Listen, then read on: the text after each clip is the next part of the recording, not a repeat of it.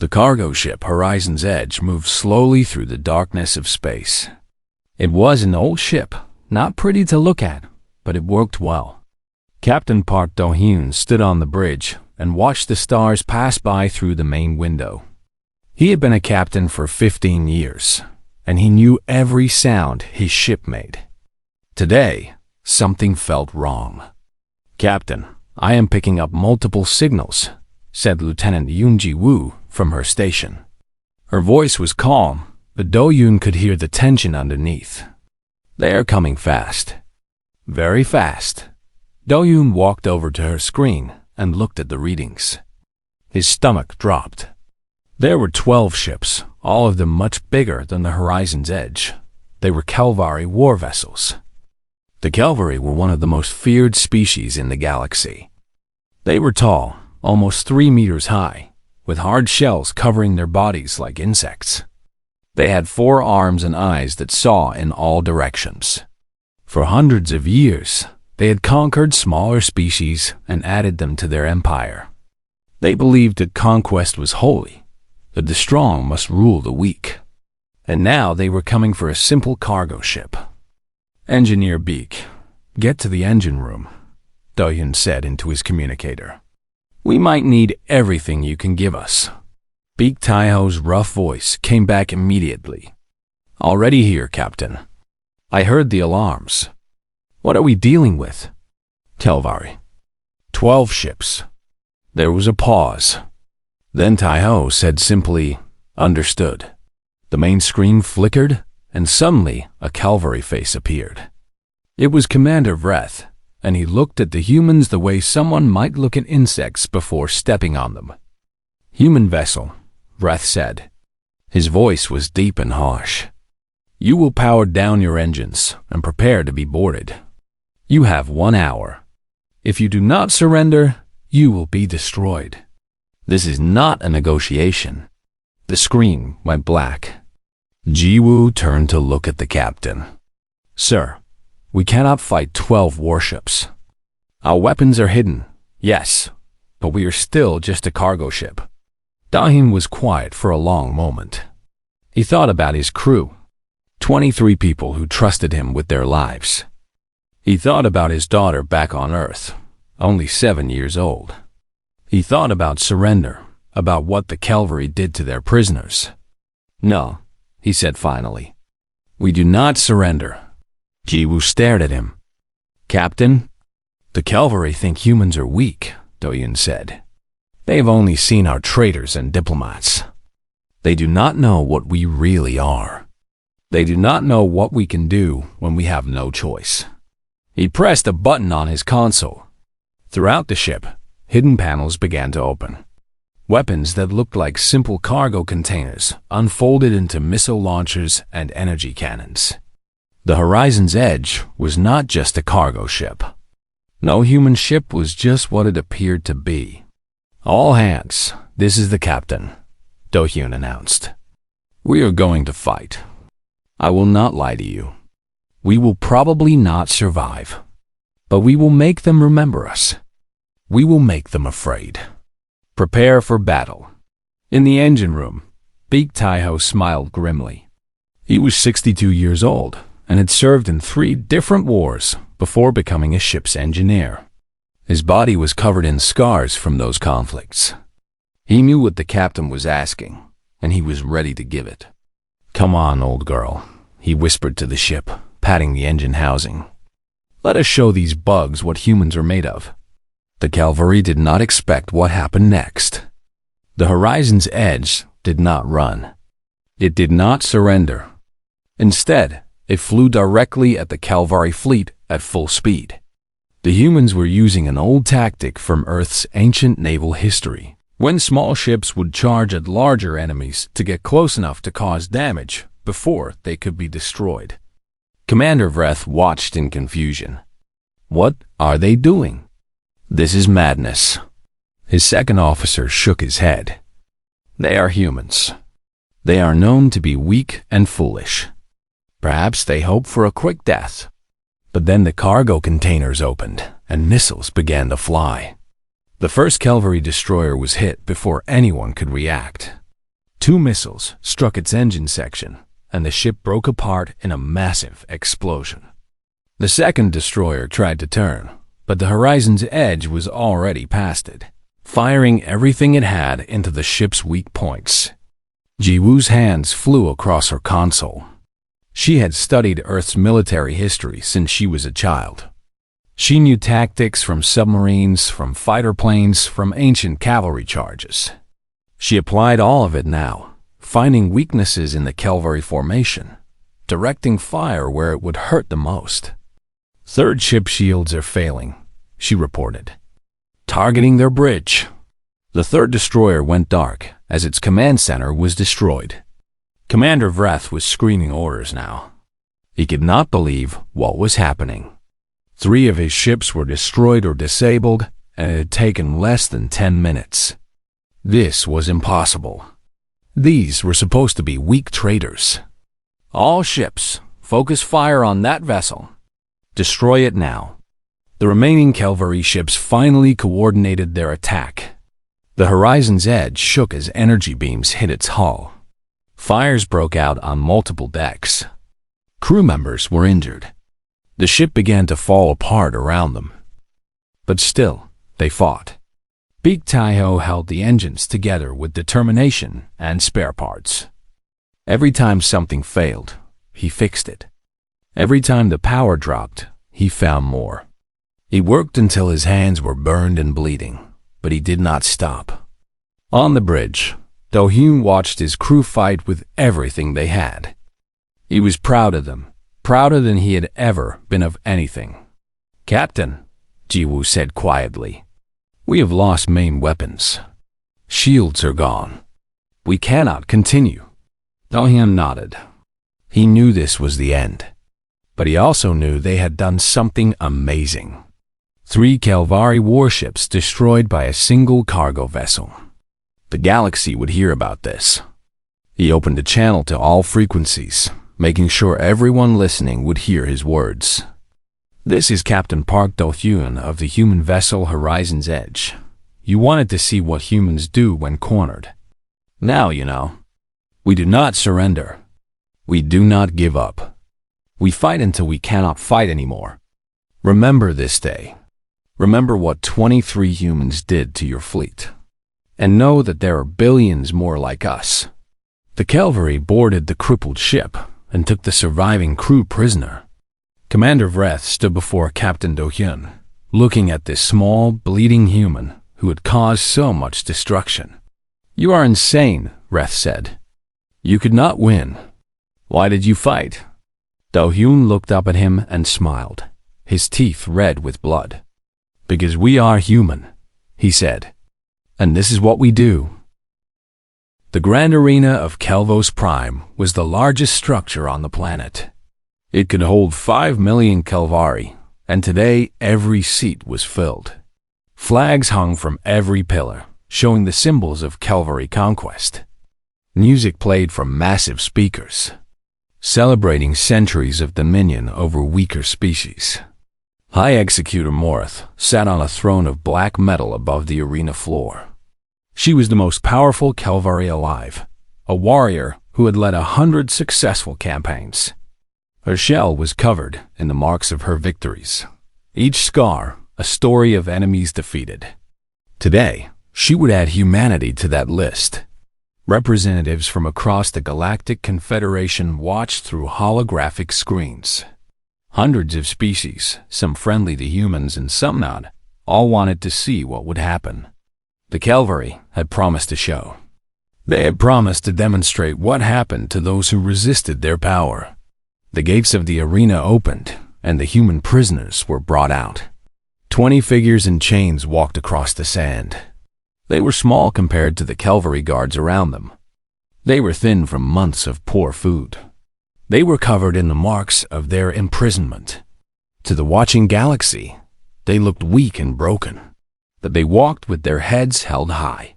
Park Do-hyun led them, his chains rattling with each step. Beside him walked Yoon Ji-woo, then Beak Taiho, then the others. They did not look at the ground. They did not show fear. They walked as if they owned the arena. The crowd began to notice. The cheering became quieter. Something was wrong. These prisoners did not act like prisoners. High Executor Morth leaned forward on her throne. She had seen many defeated enemies walk to their deaths. None of them had ever looked like this. "Kneel before the High Executor," a guard commanded. "Beg for mercy, and your deaths will be quick." Do-hyun stopped walking. He stood in the center of the arena, millions of eyes on him, and he did not kneel. Instead, he looked up at Morth and smiled. "We do not kneel," he said. His voice was carried by the arena systems to every corner of the stadium and to every watching screen across the galaxy. "We are human. We bow to no one." Morth stood up, anger crossing her face. "You dare refuse? You have lost. Your ship is destroyed. You are in chains. You have nothing." Do-hyun's smile did not fade. "You think chains make us weak? Humans have spent thousands of years putting each other in chains. And we have spent those same thousands of years learning to break them. You call yourselves conquerors? You have never faced a species that conquered itself 1,000 times over." He turned slowly, addressing the entire arena and the galaxy beyond. "You see our small bodies and think us weak. You do not understand. We are small because only the most vicious, the most adaptable, the most relentless of us survived. Our world tried to kill us every day, and we killed it back. We killed each other. And still, we survived. Still, we grew stronger." Morth gestured angrily to her guards. "Silence him. Execute them now." But before the guards could move, Do-hyun gave a single nod. Everything happened at once. Big Tao's hidden weapons appeared as if from nowhere. Chains that had seemed secure suddenly broke apart, weakened by weeks of careful work. Jiwoo moved like water, slipping past the guard and taking his weapon before he understood what was happening. The humans attacked. It was chaos. Beautiful, terrible chaos. 20 humans against thousands of Kelvari guards should have been a joke. It should have lasted seconds. Instead, the guards began to fall.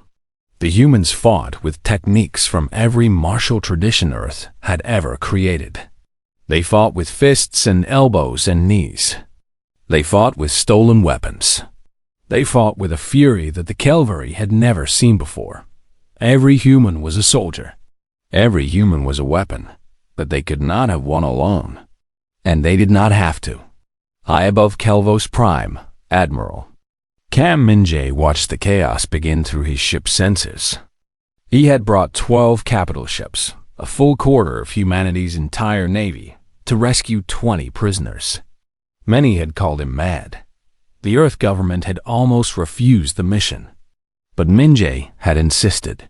"Humans do not leave their people behind," he had said. "Not ever. Not for any reason." Now he gave the order. "All ships, begin attack. Marine teams, prepare for drop. We are bringing our people home." The Kelvari defense fleet was not prepared. They were expecting a festival, not a battle. The human ships struck hard and fast, using tactics the Kelvari had never seen before. While the fleet engaged above, drop pods fell from the sky like metal rain. Sergeant First Class Osuni led the first team of Marines. She was small even by human standards, but she had been fighting since she was old enough to hold a weapon. Her grandmother had been a resistance fighter in an occupied nation. Her mother had been a soldier. Fighting was in her blood. "All teams, land in the arena," she commanded. "Protect the prisoners. Kill anyone who gets in your way." The drop pods crashed through the arena's roof. Marines poured out, weapons firing. They cut through the confused guards like fire through dry grass. Suni led the charge herself, her rifle never stopping as she moved toward the prisoners. "Captain Park," she shouted, "we are here to take you home." Do-hyun looked at her with tears in his eyes.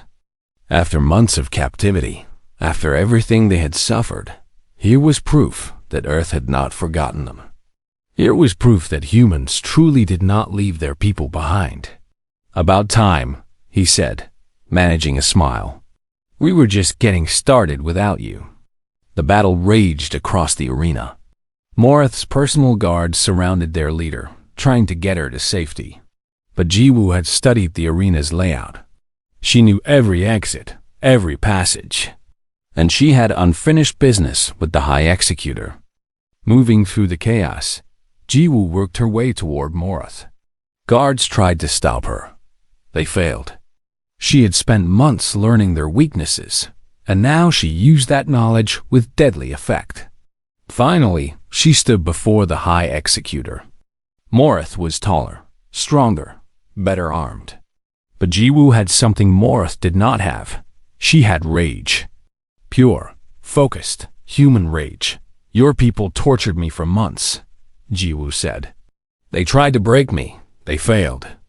Now I am going to show you what humans do to those who hurt us. Morith lunged with her blade. Jiwoo stepped aside, her body moving with the smooth efficiency of countless hours of training. She struck once, twice, 3 times, targeting the weak points in cavalry armor that she had memorized during her captivity. Morith fell. Jiwoo stood over the dying High Executor, holding a blade she had made from her own chains. Remember this, she said. Remember that a single human woman, after months of your torture, still had enough strength to kill the most powerful cavalry alive. And know that there are billions more like me. Above the arena, the cavalry fleet was breaking apart. Below, the Marines had secured the prisoners. Sergeant Suni's voice came over the radio, calm and professional despite the chaos around her. All prisoners accounted for, ready for extraction. Admiral Minjae allowed himself a small smile. Bring them home, Sergeant. As the human ships withdrew, carrying their rescued people to safety, the galaxy watched in stunned silence. The Festival of Dominion had become a disaster for the cavalry. Their High Executor was dead. Their fleet was destroyed. Their capital had been invaded. And all of it had been done to save 20 prisoners. The message was clear. Attack humans, and humans would come for you, no matter how far, no matter how dangerous, no matter the cost. Humans would always come. The prison ship was cold and dark. The cavalry did not believe in making their prisoners comfortable. They believed that suffering was good for the soul, that it prepared the weak to accept their place beneath the strong. Part. Do-hyun sat in his cell and counted the days by the meals they brought. The food was terrible, some kind of gray paste that had no taste, but he ate every bit of it. He needed to stay strong. His crew needed him to stay strong. There were 20 survivors from the horizon's edge, 20 humans in a prison, built for species much larger than them. The cavalry had not bothered to adjust the cells, so the humans could slip their hands through the bars if they wanted to. Not that it helped much. The guards were everywhere, and they were not gentle. On the 3rd day, they came for Yoon Ji-woo. 2 cavalry soldiers grabbed her from her cell and dragged her down the corridor. The other humans shouted and banged against their bars, but there was nothing they could do. Do-hyun watched her go, his heart heavy with fear for her, but Ji-woo was not afraid. She had trained for this. The interrogation room was bright, painfully bright after the darkness of the cells. A cavalry interrogator stood waiting for her. He was larger than the soldiers, with additional markings on his shell that showed his rank. Behind him was a table covered with tools that Ji-woo did not want to think about. You are the tactical officer, the interrogator said. You directed the attack that destroyed our ships. You will tell me about human military capabilities. Ji-woo said nothing. The interrogator moved closer. You will talk. Everyone talks eventually. The only question is how much pain you want to experience first. Ji-woo looked at him calmly. I studied Earth history in school. Do you know what humans have done to each other over the centuries? We have invented thousands of ways to cause pain. Thousands of ways to make people talk. And do you know what we learned? The interrogator waited. We learned that the truly determined never break, Ji-woo said. We learned that there will always be those who choose death over betrayal. Your methods are primitive compared to what humans have survived. You have nothing to show me that my ancestors did not already endure." The interrogator hit her then, a blow that would have killed a member of most species. Jiwoo fell to the floor, tasting blood. But she laughed. She laughed because she was still alive, and because she had already won. She had made him angry. Angry people make mistakes. Over the following weeks, Jiwoo was brought to the interrogation room many times. Each time, she learned something new about her captors. She watched their routines. She listened to their conversations. She studied their body language until she could predict their moods, and she never broke. Not once. Meanwhile, in the cells, Da-hyun was organizing his crew. He used an old method from Earth's history, tapping codes on the walls and floors. Prisoners of war had developed these codes hundreds of years ago, and humans had passed them down through generations. The cavalry did not understand what the tapping meant. To them, it just sounded like nervous habits, but to the humans, it was everything. Through the tapping, they shared information. They made plans. They kept each other's spirits alive. Big Taiho was the key to their plan. Despite his injuries from the battle, his hands still worked. And those hands knew how to build things. Every meal came with a small metal tray. Every time they were taken somewhere, they passed pieces of machinery. Taiho began collecting small items, things no one would notice missing. A screw here, a bit of wire there. Slowly, he was building weapons. "They think we are defeated," Do-hyun tapped one night. "They think taking our ship broke us. They do not understand that humans carry their strength inside them. We do not need ships or weapons to be dangerous. We are dangerous on our own." The crew tapped back their agreement. They were tired. They were hurt. They were far from home. But they were not broken. On the prison ship's main deck, Commander Vreth received his orders. High Executor Morith, the supreme military leader of the Kelvari Empire, wanted the human prisoners brought to the homeworld. They would be executed publicly during the Festival of Dominion, the greatest celebration in Kelvari culture. The whole galaxy would watch humans kneel before a Kelvari might. Vreth was happy to follow these orders. The memory of his destroyed ships still burned in his mind. He wanted to see these humans suffer. "Prepare the prisoners for transport," he ordered. "We leave for Kelvos Prime tomorrow." The news reached the cells through the guards' conversations. Jiwoo had learned enough of the Kelvari language during her interrogations to understand most of it. She tapped the information to the others. Festival of Dominion. Public execution. They want to make an example of us. Dawn thought about this for a long time. Then he tapped back. Good. A public event means many witnesses. Many witnesses means a big stage. And a big stage means the whole galaxy will see what happens next. Jiwoo smiled in her cell. She understood what the captain meant. The cavalry wanted to show the galaxy human weakness. Instead, they would show human strength. On the transport ship to Kelvos Prime, the humans were kept in a large holding cell together for the first time since their capture. They used this opportunity to finalize their plans. Taiho showed them the weapons he had made, small things that could be hidden in clothing, things that could cut and stab and hurt. "It is not much," Taiho admitted, "but it is better than nothing." "It is enough," Do-hyun said. "Because we also have something the Kelvari do not expect. We have each other. And we have 10,000 years of human history telling us how to fight when everything seems lost." Jiwoo gathered them close and shared everything she had learned. Guard rotations. Weak points in Kelvari armor.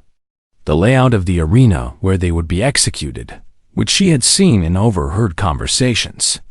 "They will bring us out in chains," she said. "They will expect us to kneel. They will expect us to beg. When they see that we will not, they will be confused.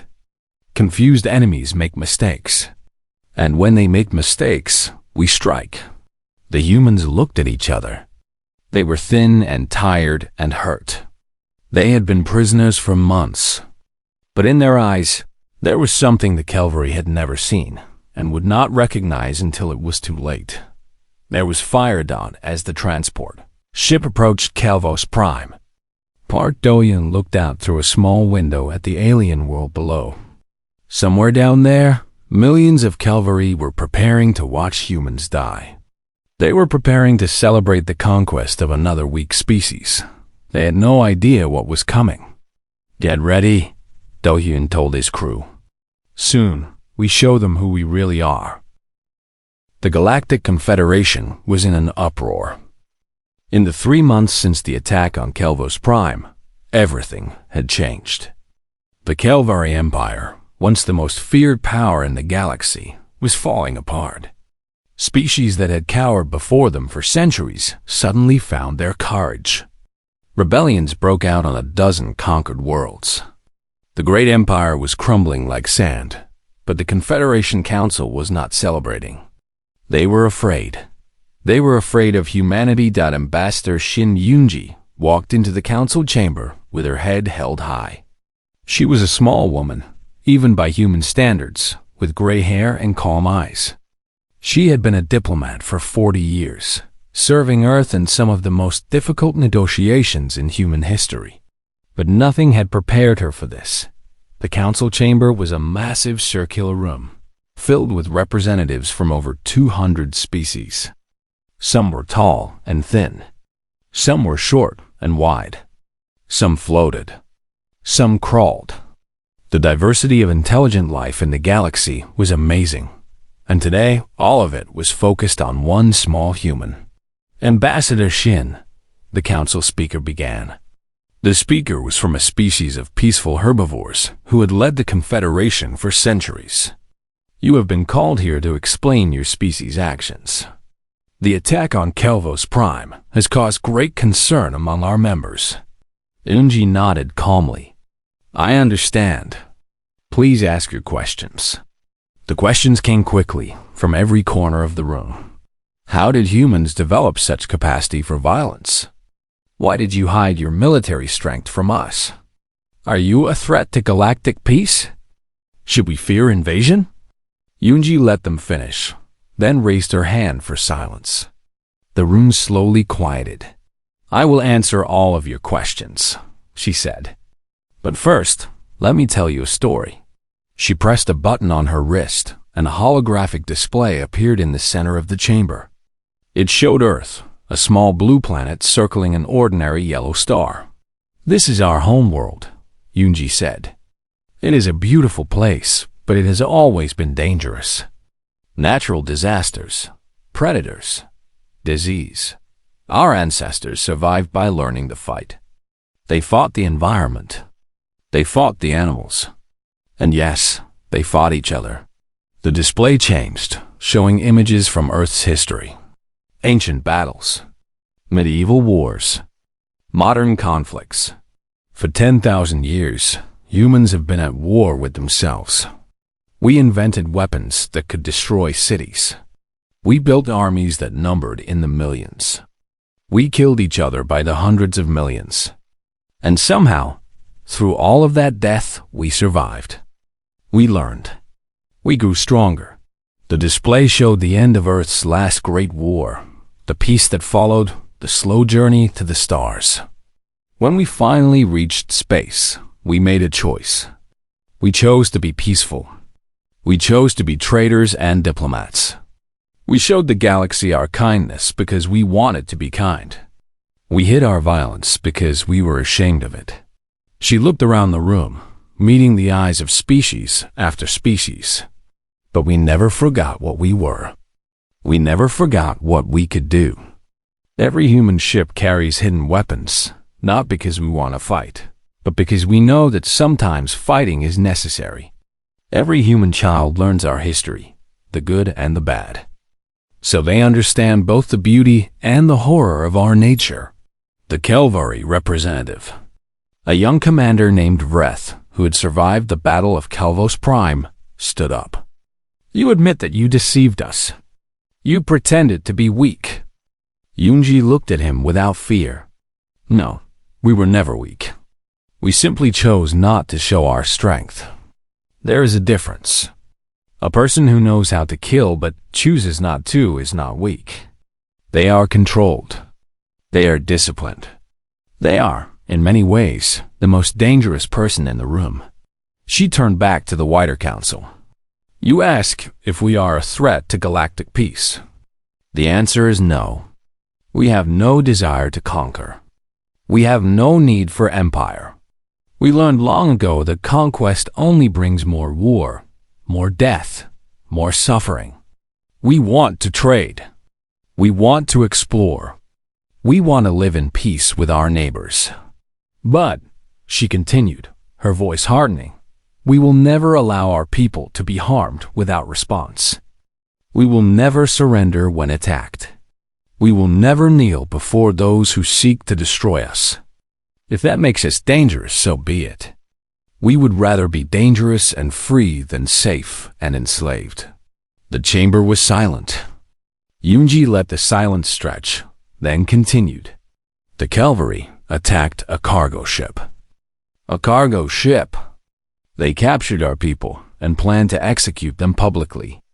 They wanted to make an example of human weakness. Instead, they showed the galaxy human strength. We did not start that fight. We finished it. The council speaker leaned forward. What would you have us do, Ambassador? Many of our members are afraid. They do not know if they can trust humanity. Yunji smiled softly. Then let me offer you something. Let me show you exactly what we are, so there is no more mystery. She pressed another button, and the display changed again. Now it showed something new, a massive structure being built in space. This is our proposal. We call it the Monument of Remembrance. It will contain the complete history of human conflict, every war, every battle, every act of violence we have ever committed against ourselves. Nothing will be hidden. Nothing will be cleaned up or made to look better than it was. Murmurs of confusion spread through the chamber. Why would you show us such terrible things? Someone asked. Because knowledge defeats fear, Yunji answered. Right now, you are afraid of us because you do not understand us. The monument will let you understand. You will see what we are capable of at our worst. But you will also see what we are capable of at our best. You will see how we survived, how we learned from our mistakes, how we chose to be better. She looked around the room one final time. You ask if you can trust humanity. Here's my answer. You can trust us to be human. We will be kind when kindness is possible. We will be honest in our dealings. We will be good neighbors and good partners. But if you attack us, if you harm our people, if you try to conquer us, we will fight back with everything we have. We will not stop until we win or until we are all dead. There is no surrender in us. There never has been. The council voted that day. The motion to censure humanity failed by a large margin. Too many species now owed their freedom to human intervention against the Kelvari. Too many had seen what happened when humanity was pushed too far. Instead, the council approved the Monument of Remembrance. It would be built at the heart of Confederation space, a permanent reminder of what humanity was and what it could do. As Yunji left the chamber, the Kelvari representative Vreth approached her. She tensed, expecting hostility. Instead, he simply looked at her with something like respect. I was there, he said, at the arena. I saw what your people did. I watched your soldier kill our High Executor with a blade made from chains. He paused. I thought I understood war. I did not. You have taught me something. What is that? Yunji asked. Vreth was quiet for a moment. That some species should never be pushed. That some enemies are not worth making. He bowed his head slightly. The Kelvari will remember this lesson. Perhaps for the first time, we have met a species more dangerous than ourselves. Yunji nodded. Then let us hope we never have to prove it again. She walked away, leaving the council chamber behind. Outside, the stars shone cold and distant. Somewhere out there, her people were rebuilding, recovering, preparing for whatever came next. They had survived another test. They had shown the galaxy their true nature, and the galaxy had listened. 5 years had passed since the HFY War. The Monument of Remembrance floated at the heart of Confederation space, the largest structure any species had ever built. It was shaped like a sphere, 10 kilometers across, covered in viewing platforms and docking ports. Ships came from every corner of the galaxy to see it. Some came out of curiosity. Some came out of fear. Some came to understand. Inside, the complete history of human conflict played out in holographic detail. Visitors could walk through ancient battlefields and see warriors fighting with swords and spears. They could stand in the trenches of world wars and hear the thunder of artillery. They could witness the flash of nuclear fire and understand, for the first time, what humans had done to themselves. And at the base of the monument, carved in every known language, was a simple message. Never assault humans, no one survives. Today was the 5th anniversary of the monument's completion, and a great ceremony was being held. Ships from 100 species gathered around the structure. Diplomatic vessels carried the leaders of the Confederation. Everyone who mattered in galactic politics was there. Admiral Cam Minjae stood on the main platform, looking out at the gathered crowd. He was older now, his hair gray at the temples, but his eyes were as sharp as ever. Beside him stood the people who had started it all. Park Doan was there, no longer a captain but a commodore, given command of humanity's newest battleship. He had named it the Eternal Defiance, a reminder of what he and his crew had done. Yunji Wu stood beside him, now a full commander, serving as his executive officer. Beek Tai-hung, despite many offers to retire with honors, still served as chief engineer. He said he would stop working when his hands stopped working, and not a moment before. Sergeant First Class Oh Suni was there too, now a major, leading an entire battalion of Marines. She had become a legend among human soldiers, the woman who had led the rescue of Kelvos Prime. Young Marines looked at her with wonder. She ignored the attention and focused on her duty, as she always had. Ambassador Shin Yunji stood at the center of the platform, preparing to give the anniversary address.